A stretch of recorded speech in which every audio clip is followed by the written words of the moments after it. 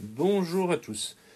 Donc aujourd'hui, comme c'était prévu, vous avez désormais cette vidéo qui est la correction des deux problèmes qui étaient à faire de façon obligatoire. Avant de commencer la correction en elle-même, donner quand même quelques petites indications.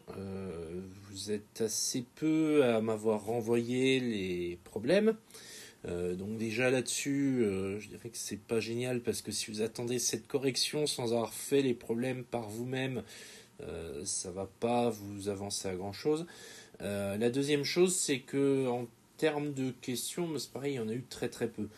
Euh, D'autant plus que toutes les possibilités qui étaient proposées pour répondre aux questions, vous ne les avez pas utilisées. Donc voilà. Moi, je peux pas faire beaucoup plus que ça pour vous si vous ne prenez pas la peine de communiquer avec moi par mon bureau numérique. Donc, n'hésitez pas à le faire. Et bien entendu, ce message-là ne s'adressait qu'à mes élèves. Autre chose avant de commencer la correction en elle-même, je ne peux pas, pour des raisons de droit, vous mettre les énoncés des exercices dans la vidéo. Donc il n'y aura que la correction et pas les énoncés. Donc pour mes élèves, les énoncés se trouvent sur mon bureau numérique. Vous les avez eus, je vous les ai envoyés par message. Pour tous les autres, écoutez ce que je vais dire, vous aurez au moins l'idée générale de l'exercice ainsi que les questions qui étaient demandées peut toujours être utile pour avoir une petite idée de ce qu'on attend de vous dans le chapitre sur les fonctions logarithmes et les fonctions exponentielles. Donc, on va commencer avec le problème 16 que je vous avais demandé de faire. Donc là, c'était une histoire de piscine et de pH dans la piscine. Alors, expliquer rapidement ce que c'est que le pH, parce que si vous êtes sur une filière tertiaire, comme notamment le commerce et logistique, vous ne savez pas forcément ce que c'est que le pH, ou en tout cas vous ne le voyez pas en cours. Donc c'est une valeur en fait qui mesure l'acidité. Donc tout était indiqué dans l'énoncé en fait. pH 7 c'est neutre, pH inférieur à 7 c'est acide, pH plus grand que 7 c'est basique. Il n'y avait pas besoin d'avoir de notion de physique pour faire l'exercice. On reste sur un exercice de maths qui certes a une notion de physique qui apparaissent mais qui ne sont ni nécessaires pour faire l'exercice, ni nécessaires pour comprendre l'exercice puisque tout était expliqué. Et notamment, chose plus importante, cette formule-là. Le pH, c'est moins le logarithme de H+. Et le H+ entre crochets, c'était des nombres. Donc, à partir de là, on a des nombres, c'est des maths, c'est des calculs. Donc, il fallait juste appliquer cette formule-là partout dans l'exercice. Donc, la première question, on vous demandait de compléter un tableau. On avait des concentrations en H+, qui étaient données ici. Et on demandait de retrouver le pH. On était gentil, il y avait un exemple en plus. Tout ce qui est marqué en bleu, c'était donné dans l'énoncé. Donc vous aviez celle-ci qui était déjà faite, donc il fallait simplement trouver les autres. Et ben là, il y avait juste à appliquer les formules de calcul. Donc log de 10 puissance moins 1, c'est égal à moins 1. Et moins 1, ça fait... moins 1, plus exactement, ça fait 1. Pareil pour les autres, moins 7, ça fait 7. Et le moins 7, on le trouve parce que log de 10 moins 7, ça fait moins 7. Et puis pour 10 puissance moins 14, c'est la même histoire. Donc là, vraiment, aucune difficulté. Pour la question 2, on vous demandait de calculer le pH qui correspondait à une concentration qu'on vous donnait, en l'occurrence 2,5 10 moins 3 mol par litre. Donc là, on prenait sa calculette, on cherchait le pH. Et donc le pH, c'était moins log de la concentration H+, de ce qu'on a au-dessus en fait. Donc moins log de 2,5 10 moins 3. Donc il fallait simplement taper ça dans sa calculette et on avait la réponse. Vraiment, il n'y avait pas de difficulté sur cet exercice. Il fallait simplement bien appliquer les formules et normalement, vous trouviez les réponses sans trop de problèmes. Et en l'occurrence, là, on obtenait environ 2,6. La calculette nous donne 2,602059999, etc. Donc on arrondit. Pour la question suivante, c'était la même histoire. On avait le pH qui était donné. Là, il fallait appliquer pareil. Donc, faire le détail, parce que c'était légèrement plus délicat. Parce que là, il fallait utiliser les compétences en résolution d'équations. On a 7,4 est égal à moins log de H+. On cherche H+. Donc, pour se débarrasser du log, eh bien, on va appliquer les puissances de 10. Et on va passer le moins qui est ici, on va le mettre de l'autre côté. Donc, je vais faire vraiment toutes les étapes. Là, si vous voulez aller plus vite parce que vous avez compris, il n'y a pas de problème. Et là, si on applique la puissance de 10, 10 puissance log de H+, ça fera H+. Et le 10 puissance, on doit l'appliquer de l'autre côté. On aura 10 puissance moins 7,4. Et si on veut vraiment aller jusqu'au bout, faire le calcul dans son intégralité, on tape 10 puissance moins 7,4 à sa calculatrice et on trouvera environ 4,0. 10 puissance moins 8. Bon, l'unité, mol par litre. Donc l'unité, si vous êtes dans une filière tertiaire comme c'est le cas de vous, mes très chers élèves en commerce ou logistique, on ne vous en voudra pas si vous oubliez l'unité dans ce cas présent. Par contre, si vous êtes dans une filière industrielle, donc il y a de la physique-chimie dans le programme, là par contre, si vous oubliez l'unité sur une concentration, on vous en voudra même dans un exercice de maths. Bien, ceci étant dit, voilà pour cette question. C'était vraiment de l'application directe des formules de calcul. Il n'y avait aucune difficulté dans ce problème. Le problème suivant, qui était le 18, celui-là, il était un petit peu plus délicat, et on va voir pourquoi. Alors le problème 18, il était plus délicat, mais bon, il restait quand même faisable. Là, c'est un problème qui est beaucoup plus proche de ce qu'on pourrait demander dans un CCF, dans le sens où il est beaucoup plus complet en termes d'études de fonctions, en termes d'utilisation des notions que vous avez vues. Donc, il parlait d'évolution de salaire, donc un salaire de 1680 € qui augmente de 3% par an. On avait des premières questions qui faisaient appel aux suites. Montrer que la suite UN est géométrique en précisant son terme initial U1 et sa raison Q. La question sur les suites, normalement on maîtrise. Le point de départ, le salaire de départ, c'est 1680 €, donc ça c'est le terme initial. Donc ça sera U1 est égal à 1680. Et comme on augmente de 3% par an, on doit multiplier par 1,03, qui sera donc la raison. Je vais relativement vite là-dessus, puisque normalement les suites, ce stade-là de l'année, vous maîtrisez. Si ce n'est pas le cas, retournez voir les vidéos spécifiques aux suites géométriques. Donc il nous reste juste à mettre la justification. Donc il s'agit d'une suite géométrique, car on multiplie toujours par un même nombre, 1,03. Donc voilà une phrase qu'on aurait pu écrire.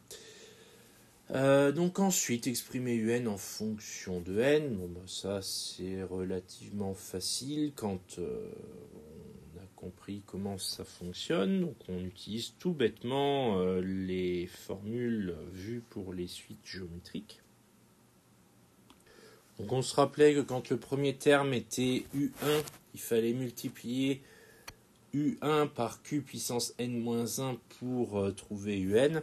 Donc là, il n'y a plus qu'à appliquer. Donc U1 c'est 1680 80 multiplié par Q 1,03 puissance n-1, comme ceci.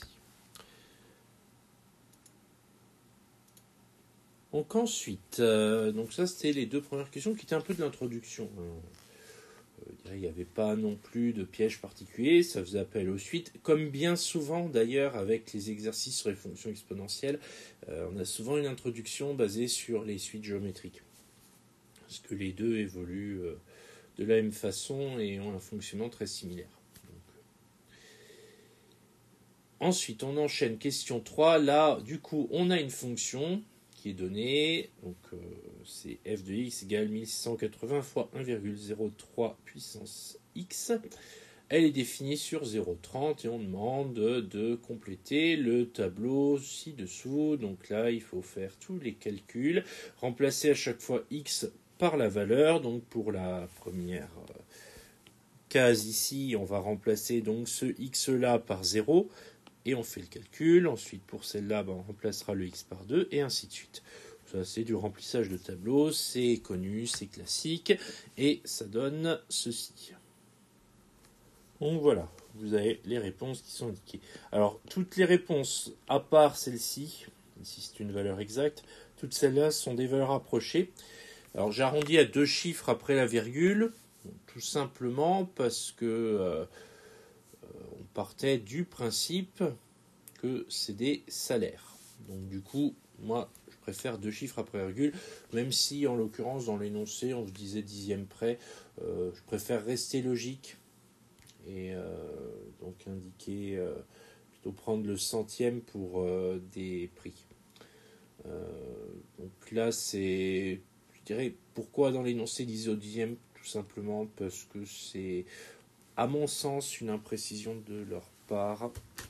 Dans un CCF, ça sera au centième de toute façon quand on a des prix comme c'est le cas actuellement. Bon, si vous avez arrondi au dixième, ça change pas grand-chose, hein, je vous rassure. Bien, du coup, pour la question suivante, question 3b, on demandait à l'aide de la calculatrice tracer la courbe représentative de f. Donc je vous l'ai faite, là, elle est déjà ici. Alors je l'ai fait avec GeoGebra, avec la calculatrice ça donnerait exactement le même genre de choses. Le plus dur c'est de bien régler l'échelle pour bien afficher au moins la zone entre 0 et 30, puisqu'elle est définie entre 0 et 30. Et de réussir à trouver la courbe qui n'apparaît pas forcément directement sur l'écran de GeoGebra sur votre calculatrice. Donc ensuite, on nous demande en question 4, déterminer graphiquement à partir de quelle année le salaire mensuel de Zakaria deviendra supérieur à 1800. Donc là, si on regarde ici, on va essayer de trouver où on pourrait être. Alors, c'est gradué, si vous voyez là, on a des graduations. Donc là, si on est à 1005, 1006, 1007, 1008, 1009, 2000. Donc on se met à 1008, on va voir, on arrive à peu près ici, là. Et on va faire notre lecture graphique tout en bas. Alors, de toute évidence, l'année 3, elle doit être ici. Donc si on se trouve ici, on est entre l'année 2 et l'année 3. Donc l'année 2 est terminée, donc c'est au cours de la 3e année. Donc à partir de la 3e année. Donc c'est ça qu'on peut apporter comme réponse pour notre question 4 petits a. On n'oublie pas de rédiger pour ce genre de questions. Donc une phrase toute simple, le salaire mensuel de Zakaria deviendra supérieur à 1800 € à partir de la 3e année. Donc ensuite, retrouver ce résultat par le calcul. Bon, là on veut que le salaire soit supérieur à 1800, donc il va falloir résoudre une équation et c'est ce qu'on va faire dans la question suivante. Donc, on repart toujours de notre fonction f de x égale 1680 fois 1,03 puissance x. On veut que le salaire, représenté par f de x, soit supérieur à 1800. Donc, on a une inéquation À partir de là, il va falloir résoudre cette inéquation. Donc, c'est comme une équation, hein, je dirais, les règles sont les mêmes. On se rappelle de ce qui a été fait en seconde à propos des équations et des inéquations. Donc, on passe le 1680 de l'autre côté en effectuant une division. Le but étant d'isoler notre 1,03 puissance x pour ensuite appliquer les formules des équations exponentielles et logarithmes pour pouvoir s'en sortir. Donc, on a du coup 1,03 puissance x qui sera supérieur à la division de 1800 par 1680. Donc, qui doit être supérieur à... En fait, le calcul sera supérieur à 1,07. Donc, ça, on peut le marquer dans un coin. Mais vu que c'est une valeur approchée, on va pour l'instant le mettre entre parenthèses. C'est juste pour bien que vous compreniez. Donc ensuite, on part de là. On applique notre logarithme. Donc log de 1,03 puissance x, ça on va savoir en faire quelque chose.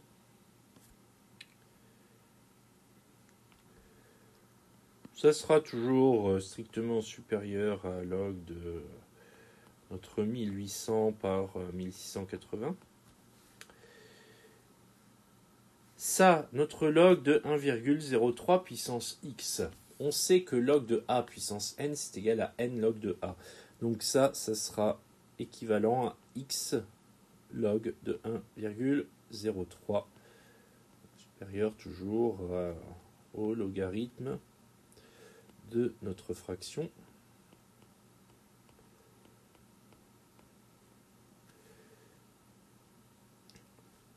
Et du coup, on va arriver à l'étape où on aura le x qui sera isolé. Ce sera supérieur, attention, grosse fraction, log de 1800 sur 1680 sur log de 1,03. Et là, on prend sa calculette, on rentre tout ça et on va trouver x supérieur à 2,33. Après, il y a 4, 0, etc. Donc, si x doit être supérieur à 2,33, donc bien dans l'année qui suit la deuxième année, donc on a bien vérifié notre résultat par le calcul. Pour la question 5, c'est la même histoire, sauf que là, au lieu de chercher quand est-ce que ça deviendra supérieur à 1800, je cherche quand est-ce que ça deviendra supérieur à 2000. Alors, on peut simplifier la vie. Alors, comment on peut simplifier la vie ? Bien, tout simplement, si on regarde bien, là, on a supérieur à 1800. Le 1800, je l'ai traîné partout jusqu'à la fin. Donc, en fait, comme on va faire exactement le même calcul, mais au lieu de prendre 1800, on va prendre 2000.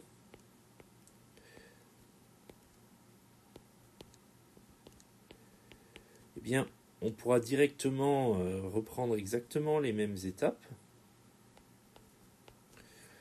et dire directement que 1680 fois 1,03 puissance x supérieur à 2000, ce sera équivalent à x supérieur à log de 2000 sur 1680 log de 1,03. On a le droit de faire ça, on met moins de détails, on met moins d'étapes de calcul, mais on a bien l'équivalence, il n'y a pas de souci. Surtout que quand on corrige ce genre d'exercice, on s'attend à ce que vous fassiez un calcul similaire. Donc là, il n'y a pas de problème, si vous avez bien compris comment ça marche, faites au plus vite. Donc du coup, et ça, on reprend la calculette, on refait le calcul et on obtiendra x supérieur à 5,9. On arrondit toujours. Donc du coup, le salaire de Zacharia deviendra supérieur à 2000 à partir de la 6e année. Pour être sûr de nous, on revérifie sur le graphique. Si on se place au niveau de la 6e année, on arrive bien à 2000, donc là, il n'y a pas de souci. Donc voilà pour ce problème qui, vraiment pour le coup, a la structure d'un problème sur les fonctions logarithmes exponentielles. On a le lien avec les suites qui arrive très souvent, on a l'étude de fonctions complète et l'interprétation à la fin. Donc vraiment, si vous arrivez à faire cet exercice, vous arriverez à tous les faire normalement. Et c'est vraiment le plus complet qu'on puisse vous demander sur ces fameuses fonctions. Donc c'est tout pour la correction d'exercice. Donc on va passer à la deuxième partie de cette vidéo qui concerne des informations diverses. Alors c'est des informations diverses qui s'adressent surtout à mes classes, donc pour ceux qui regardent ma chaîne mais que je n'ai pas le plaisir d'avoir en cours, vous pouvez arrêter là la vidéo, vous n'apprendrez rien de plus. Pour mes élèves, donc spécifiquement, puisque on est toujours en confinement dû à la crise sanitaire actuelle, je vous donne quelques informations que j'ai actuellement par rapport à ce qui va suivre. Alors pour ce qu'on en sait à l'heure d'aujourd'hui, donc on est le 6 mai, il n'y a pas de reprise des cours en présentiel prévue avant début juin. Donc, on va continuer à travailler à distance pendant un petit moment. Chance pour vous en mathématiques, avec cette vidéo et donc cette correction de problèmes, on a terminé le programme principal de maths de cette année de terminale. Tout ce qui va arriver par la suite, c'est ce qu'on appelle le programme complémentaire qui s'adresse en particulier à ceux qui comptent faire des études supérieures. Cela dit, je tiens à vous rappeler, et ça c'est très important, que si vous voulez avoir votre bac, il faut que vous fassiez preuve de votre implication dans le suivi des cours. Et ça implique dans l'intégralité des activités que je vous demande de faire. C'est pas parce que je ne corrige pas individuellement l'intégralité des exercices que vous m'envoyez que je ne relève pas qui les envoie et qui ne les envoie pas. Même chose avec les questions. Si vous avez des questions, il faut absolument me les envoyer. Alors, par contre, à ce sujet-là, il y a eu des questions posées sur ce chapitre. Je vous ai proposé une plateforme, l'accès à la plateforme Ma classe à la maison pour répondre à vos questions et faire les exercices avec vous.